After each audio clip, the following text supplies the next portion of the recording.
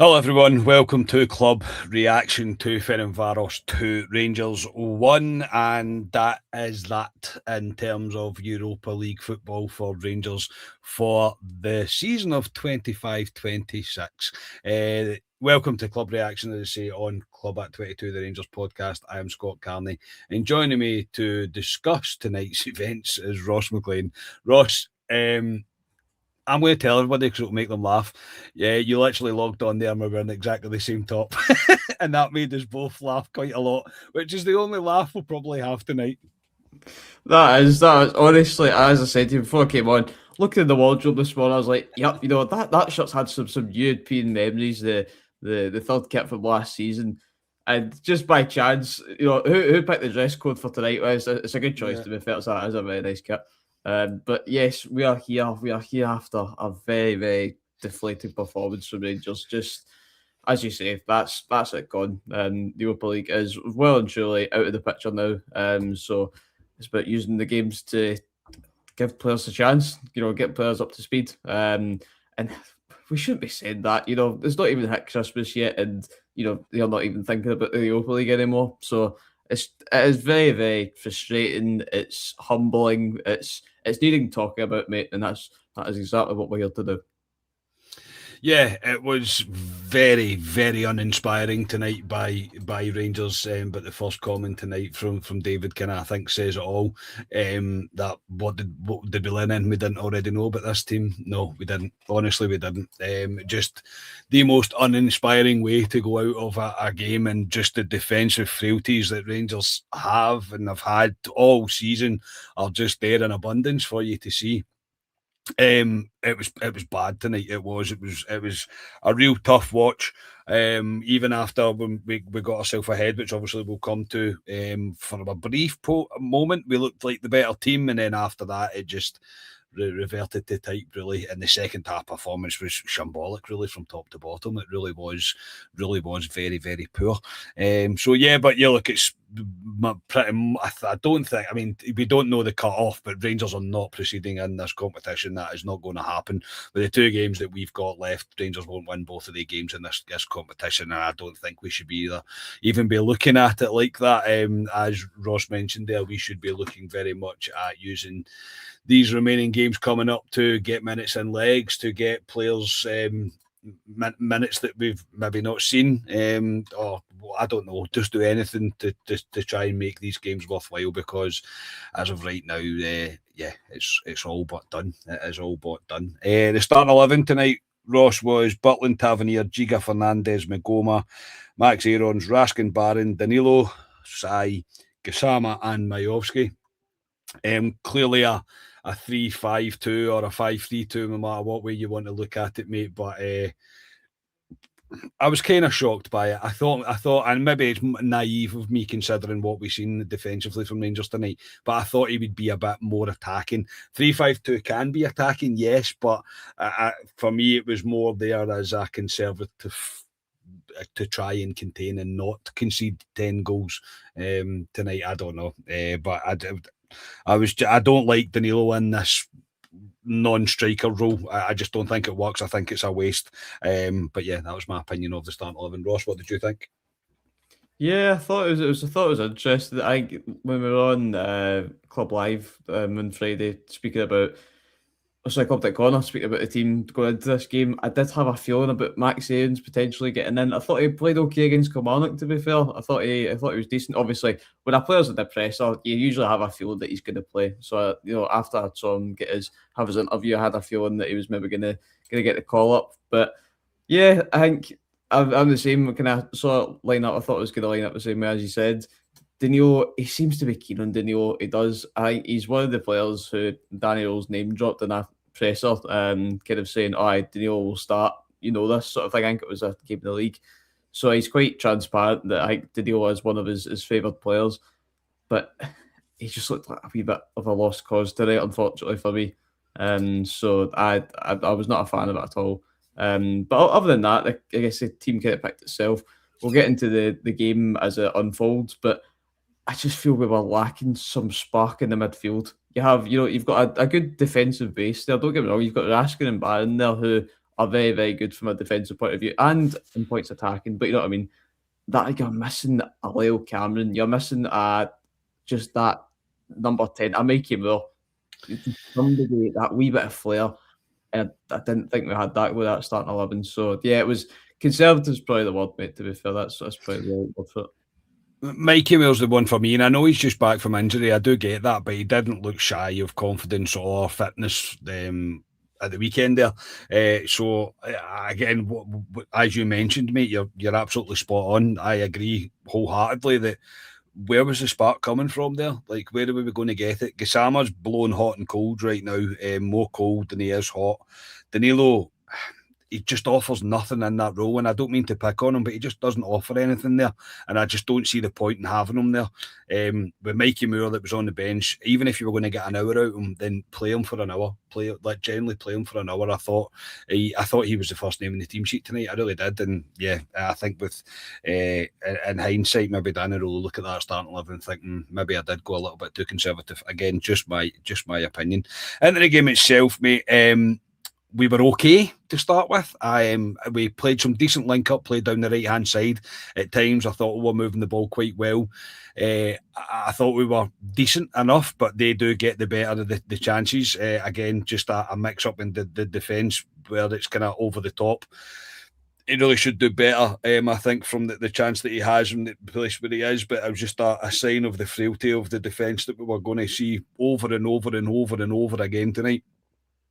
And I thought they had the better of the chances. I thought we started okay, and then what seeped in very quickly, Ross, was our inability to pass the ball. For some reason, we couldn't keep control of the ball. They weren't particularly pressing us really, really hard, but there was no right choice. There was no pass from the midfield to the front that was really working. Fernandez was whacking balls up to Miovski. Miovski pretty much couldn't do anything with it. Touches were off, passes were off. It was just a very poor quality from Rangers and very wasteful in possession. Yeah, I know. That's kind of the one thing you come away from it is, as I said at the start of the show, humbling. We are still a good way away from where we want to be from a quality point of view, and the opening exchanges did kind of show that. I didn't think that the first half as a kind of whole, I would say it was a relatively even game. I didn't see Ferencvaros creating much of a threat, but you know, the other side of it as well. I don't see us, really who's going to be that guy to kind of bring that sort of energy that you're looking for. There was nobody there for me. So I as well, Miovski as well. I felt he was sitting very, very deep sometimes, very deep. And that's probably why if you don't have that attacking number 10 there, you're looking for somebody to link up the play. Then Miovski feels it's maybe his job, so he pulls in, but then that drags him out. There was a big hole missing in that kind of number 10, as we say. So that's, in hindsight, maybe go for a bit more of an attacking approach. But the quality it shows, especially in the Europa League, because as much as Ferencvaros, they're not going to be the best team you're ever going to play, but they're no mugs. They're top of the league. They're a well-known outfit in, I guess, kind of European football for sure.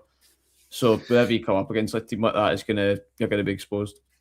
Yeah, and you're right, mate. They have been doing really well in the league, and they're doing well in this competition. And yeah, it was always going to be a tough ask, I think, tonight. But it's just not helped when you're just so wasteful in possession. You're not giving yourself the chance. In Europe, especially, kind of rule number one is look after the ball. Generally, look after the ball when you've got possession. And Rangers struggled to do that for a lot of the game tonight. But we move on to the positive, mate, and what a positive it is. It's a bit of a deflected ball that flies up into the air. I think it's Danilo that hits it and it flies up into the air.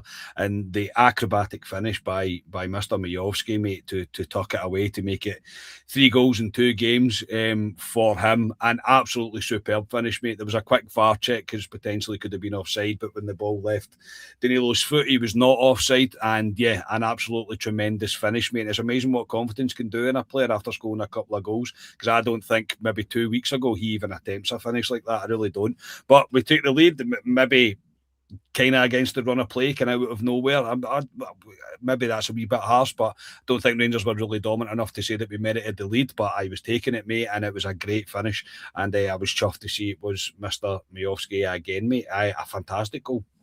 Fantastic indeed. Yeah, it's one of these ones. You see the VAR, and you're just he's a prick, man. Honestly, you're waiting for a moment like that, an acrobatic effort, superb. But then obviously, well, I'm glad that it did go the way it did. But you're right, confidence there, and it's there with Miovski. I just hope that it hasn't, the way that the game petered out, that his confidence hasn't been knocked at all. But the guys, if he can, just keep this form going, both in Europe and in the league now, because it's good to get a European goal under his name as well. But the effort is absolutely fantastic. It's one of these ones that I see under Rangers, mate. I'm just glad the boy didn't get injured. See when folk are whipping out moves like that, yeah, it's calling for the injury table, 100%. So he might be injured, mate. We don't know yet. Well, we'll see. We will see. Bojan, just do your thing, son. Do your thing. But it's 1-0. You can't ask for much more than that. Away from home in a tough venue, and what a way to do it. Absolutely superb. Yeah, Ferencvaros from then really got on top of Rangers, I felt, for the rest of the half, and we were with that kind of footballing cliche of just get to half time, keep the lead. But no, Rangers decide to do otherwise. And again, this is just, it's the lack of composure, it's the poor defending, it's not clearing our lines, it's not making the right decisions with the ball when the pressure is on top of us. And that's the bit that I was questioning, the shape that we had. It does welcome pressure. When we drop into a 5, it opens up a lot of space in front of us and welcomes pressure. And I just don't think we're good enough.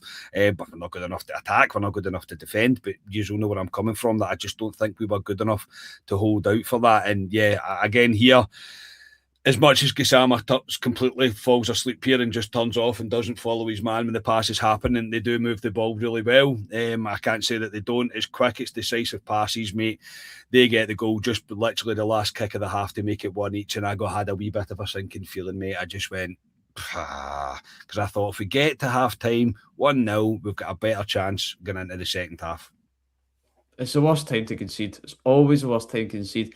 Changes the team talk absolutely dramatically, because obviously you're going in there, you're looking to kick on to the front foot, but now you need to obviously consider being back to level again. It was some great football, to be fair. I think kind of leading up to the last few minutes, you could see Ferencvaros were, a goal, yes, in hindsight, a goal was coming, but they were kicking the ball a bit nicely. I will say, though, the boy's free by himself. Like, there's no defenders on him at all. Yeah, you're right. As much as, yes, it's a good pick out, I wouldn't take anything away from that, but we can maybe do a bit better. I've not watched it back in full, but that was kind of one thing that me and my brother turned into John said, there needs to be a guy on him there. So, you go in at half-time, 1 each, and, yeah, just absolute deflation for me, because it's one of these things, you've seen it before. As much as I always try and be as optimistic as I can, annoyingly optimistic, folks, I do apologise, but I just felt that the second half wasn't going to, go in the same energy as we would have done, obviously being 1-0 up. Yeah, it was just one of those moments, mate, where you just kind of have that sinking feeling where you thought, if we'd only we could have got to half time, and yeah, unfortunately Rangers just decide to kind of do Rangers things, I suppose, and we just can't defend, and it's poor decision all over. Jack Butland makes poor decision about putting the ball up the park as well. It's poor decision making. It's very poor game management from us, and it just welcomes pressure, and ultimately we crumble under it, and yeah, there's 1 each. Into the second half, Rangers were awful. I mean, honestly, absolutely terrible for the majority of that half. We just didn't start the game at all, I don't think. There was a few moments later in the game, I think, yes, but from there, no. And it was Nasser Giga, of all people, mate, that put in 2 absolutely outstanding last-ditch clearance defending, really good defending from him, which is rare, very rare, and I don't think he was particularly good tonight. But yeah, it was one-way traffic, really. I thought the only the team that looked at any sort of attacking intent was Ferencvaros. I thought they were the ones that looked more likely to score. And yeah, ultimately they are the ones that do score, mate, to make it 2-1. This goal for me, Ross, is so unbelievably unacceptable defensively for Rangers. It's just beyond. That's kind of beyond any sort of reasoning. The attempt from James Tavernier to try and stop this cross is genuinely criminal. It really is. There's just no effort. There's absolutely zero effort from him to try and stop it. It's pathetic defending by James Tavernier. It really is. Who struggled, I thought, in the second half especially. I thought he really struggled and he looked out of place, out of position constantly. And a few of the, well, at least one of the last ditch tackles that Giga had to make was because of James Tavernier just going to wander, literally. But this cross, and I can't even try and slightly muster an excuse for what Fernandes is doing here. I literally have got no idea where he's going, where he's looking, what his decision is, where his head is at. I have got no clue why he's facing the wrong way. I've literally none. There's nothing in my mind that, and I know I'm not a professional footballer, but it is so unbelievably abysmal defending that there can't be any sort of rationale for that. This is a guy that we're hoping that can develop, get better. That's not a guy that you can develop. In my opinion, you can't develop a guy that is facing the completely wrong way when the ball comes into the box. It is so unbelievably bad. It is as easy as you like for them to score to make it 2-1. And as soon as they did it, I went, well, that is that. And I get annoyed at it because it's so unbelievably irritating to watch defenders just make blasé mistakes, have blasé effort as if there's no care in the world for it. And yeah, this goal was just unbelievably frustrating for me, mate. It really was. And I was just like, I am absolutely sick of watching Rangers try to defend anything this season because that is as bad as it can possibly get. That's one of the worst goals I've ever seen Rangers concede. And I'm not being over the top there. It is unbelievably bad. I think there's a good catalogue there. There's very rarely an occasion that you look at a goal against us and you say, "Oh, you know what? Hands up, fair play." Especially in the Europa League, there's been a few. Obviously, the one that sticks out even in Europe, the game against Bruges. The lad hit a screamer from outside the box. Like, yeah, okay, I'll give you that. But so many times, it's just Ali says it all the time. Seeing the same mistakes every single time. Another thing for me is Fernandez is he's not a small lad. He's a tall bloke. So the fact if there's anybody you're going to back to defend a header like that, it's going to be him. You're right. The position that absolutely kills him. It does. He's 24, so he's as much as he's a younger player, he's decently experienced. That's you should be hoping for your centre half that you fought a good bit of cash on. That's you'd expect a wee bit better there. So it's as you say, curtains whenever that happens, because you could tell the home crowd were getting up for it. We didn't kick on at all. I genuinely thinking back at it, I can't think of a chance we made in the second half. Like genuinely, in terms of apart from Curtis towards right the end. Of course, yeah, Curtis. Yeah. That was unlucky to be fair. I think if he knew Mikey Mill was on his left, then that could have been a pass there. But other than that, just defensively and attacking, just nowhere near it. That won't win you a league title. That won't win you a cup. I'm being deadly serious. Look at St Mirren, for example. They'll show you that teams like that will catch you out, etc. They'll go to the finals. They'll potentially win cups. Rangers won't do that if they keep their standard up. So I need much improvement. I know we are guilty as Rangers fans for over-analysing every goal that we concede to try and find areas of to blame. But I mean, with that goal, there is no defence. There is literally no defence for any of the players at that point there. It is abysmal. I mean, it's just unbelievably poor. It is just ridiculous. And just this constantly giving the ball away as well when we're chasing games. And even the initial subs that he made tonight, I didn't understand it from Danny Rule. I really didn't. And I'm not saying that, especially the first round that he made with when he took off. Who did he take off? He took off. Who did he take off initially? Aarons and Gisama was the two he took off, and he put on Sterling, who made his return to the game. He looks every minute short of game time, as you can imagine. Genuinely looked like that. His passing was not great, but anyway, he took him off and he took off Aarons, Gisama, put on Moore and Sterling. And at this point, I was going, right, well, we're going to need to attack. We need to win the game. And I know this is before they scored, but we need to score. We need to win the game. Danilo's offering literally nothing in the position that Danny Rule was choosing to play him in. Why would you not put two wingers on when you can see when the ball's into the box and Majovski's in the box and he gets the ball in the box that he's putting the ball in the back of the net? So I didn't understand that. I genuinely didn't. I was like, I don't get it. I really don't. And I know Gassama's not been great, and I'm not saying I'm not backing him up, but he's better than Danilo. He really is better than Danilo. He's a better option for me than Danilo. But then a worrying time, mate, I think, for us all when we seen Majovski go down holding his kind of right hamstring. Let's hope this is not serious, mate. It was revealed earlier that Barami's injury is worse than they first feared as well. It is a muscle injury and he could be out for a significant bit of time. I just hope for Majovski that it's not. I hope he's went off at the right time there. He did walk off, which is promising to see. But Ross, with a guy that's put the ball in the net 3 times over 2 games, we have to hope that for our domestic hopes even, that he is okay and that he's not injured, because we're going to need him. It makes sense to do John Sterling back because we'll now play about striker. Either anybody. That's Do John true. Sterling's here. Don't never fear. Do John Sterling is here. So, aye, that's such a blow. I'll be honest, mate. I didn't realise he was pulling his hamstring. I thought he just came off. The fact he came off injured, that is. You've got It was just, it's the way he sat down, mate, and he was before he went off, and he was kind of squeezing at the back of his right leg, and I was going, no, man, I genuinely hope that's not a hamstring. I hope that's not a bad one. No, not at all, because your strikers aren't fight. That's the one thing we've been crying out for this season, especially has been our front line.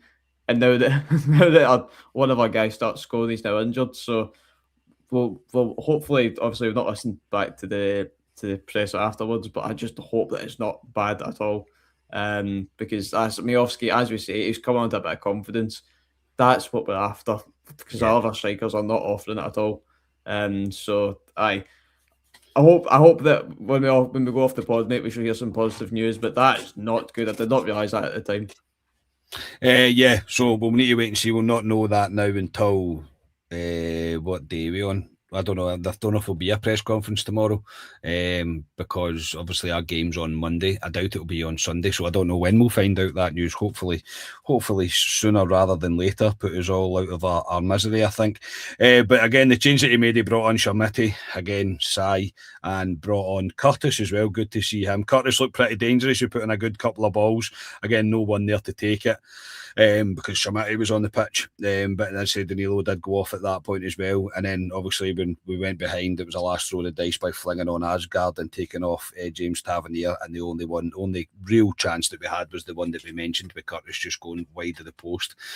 So it ends in a whimper, really, our Europa League campaign, Ross, and it started with a whimper.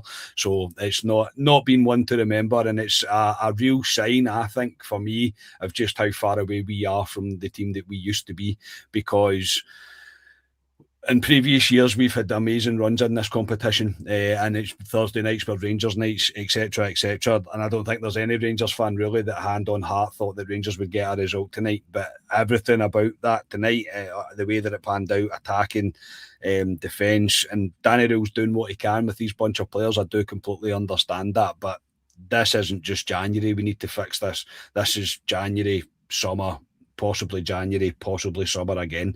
It's just clear as day that Danny Rule will now know. Well, I really genuinely hope that he now knows just how big the task is on his hands.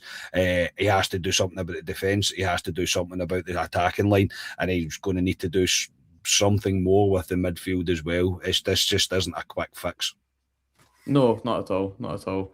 There's a big window needed in January, and I don't know if we're going to get it. That's probably the most concerning thing, because I don't know how many come in, how many goes out. You know, very much we look at the transfer window. Oh, how many going to bring in? There was also the other way as well, and I wouldn't be too unpleased to see a few of those players go in January. So there's definitely some bandages needed for the squad. That's for sure. As much as, yes, Danny Rule will understand that, and needs to understand that, the owners surely need to look at this and go, right, this is what needs to change here. And that's not me saying for them going and put their hand in their pocket, etc. But I think it's pretty clear we've got, even go back to the basics, we have one left back, he's 19, he's on loan. We've got centre backs who, yes, John has came out that a contract negotiation is there. Giga's not going to be here. Fernandez, we've seen his flaws. Unfortunately, I'm not writing the guy off, but you need stability. You need just. To be honest, see, after tonight with Fernandez and a few things we've seen previously, he's calm and he's good at bringing the ball out at times, yes, but that error tonight is. I mean, how do you coach that out of someone at his age that, by the way, you realise you're facing the completely wrong way? And like that for me is a massive red flag all over that, mate. And obviously, Jiga's going off to AFCON now as well. So it's worrying times, mate, at the back for us. It really is. It has been. And again, it comes down to recruitment as well. At the end of the day, the recruitment it does. It just completely scream out how poor it's been. So there's so much surgery needed. It is quite terrifying, mate. What I will say though, do you know why Rangers are playing bad? Genuinely, I was thinking, why are Rangers struggling so much? For me, it's not the tactics. I don't think it's the players we've lost. Why have we stopped singing ABBA songs? You see the away fans? Where's remember the the Hollander chant, etc. Just bring back the good tunes. That's the only analysis I can think of Rangers just now. But jokes aside, listen, we are in a tricky spot, folks, at the moment. We are very much in need of some new players in, but also, as I say, some players out, because the same things will happen again if we keep putting ourselves in the same situation every season. Yeah, and don't get me wrong, Ferencvaros are an average team. I don't expect Ferencvaros to get to even the final of this competition. Obviously, I might be wrong. They are an average team, but they made us look completely inferior tonight in terms of physicality, in terms of even tactically. They just looked better than us by a significant. It's like a gulf. It's not even close. It is like genuinely like a gulf, and that's a real concern. Generally, a real concern. I just think with the amount that we spend on wages, fees, signings, whatever, to be this far off it is just a real proper slap in the face reality check. It really is. That there's so much work to be done. There really is, and it's going to take a lot of patience and effort for every Rangers fan to try and remain as positive they can to get through it, because after a performance like tonight and the defensive errors I've seen tonight, how can you have any sort of hope that we can stop any team score against us? I really don't think we can. But yes, that is it. The Europa League is done. I mean, let's be honest, we are not progressing. And what a poor way to go out of it. Danny Rühl's still looking for his first win in European competition, but you can't blame him when you've got defending from that, like from James Tavernier and from Fernandez tonight. Literally there's nothing the guy can do with that. Absolutely nothing at all. For joining me for this very thankless task tonight, Ross. You're not often you're on a post-match, mate, but I appreciate you. I appreciate you joining me, mate. So thank you. Always a pleasure, mate. Always a pleasure. I shall keep in mind the dress code for next time, though. I shall give you a wee text before I put top you will. I know. Which one today, mate? Which one? No, that was a good laugh. But yes, mate. Listen, we can now focus on the league. I hope Danny Rühl understands that. As much as, yes, we are Rangers, we never want to lose. We'll never want to go into a game and just go, put it to one side. There's bigger fish to try and fry. I'm not going to say bigger fish to fry. Bigger things to try and aim for this season. So let's use Europa League to give players like Sterling get back up to fitness. Finlay, Curtis, Mikey Miller, etc.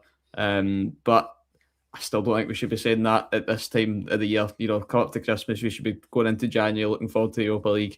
But it's just a kind of, it's symbolic of our season so far. So let's just hope that that's two competitions out the way. Let's at least try and finish the other two in a positive light.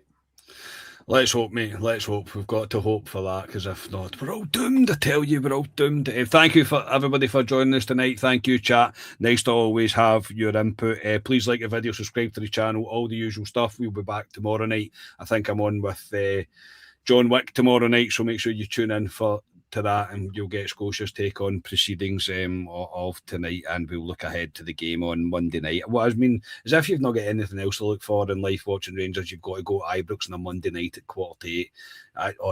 Honestly, it's just the gift that keeps on giving. Rangers 25-26, they really are. I say thank you for tuning in. We are Club at 22, the Rangers podcast, and we'll speak to you all tomorrow night. Cheers, everybody.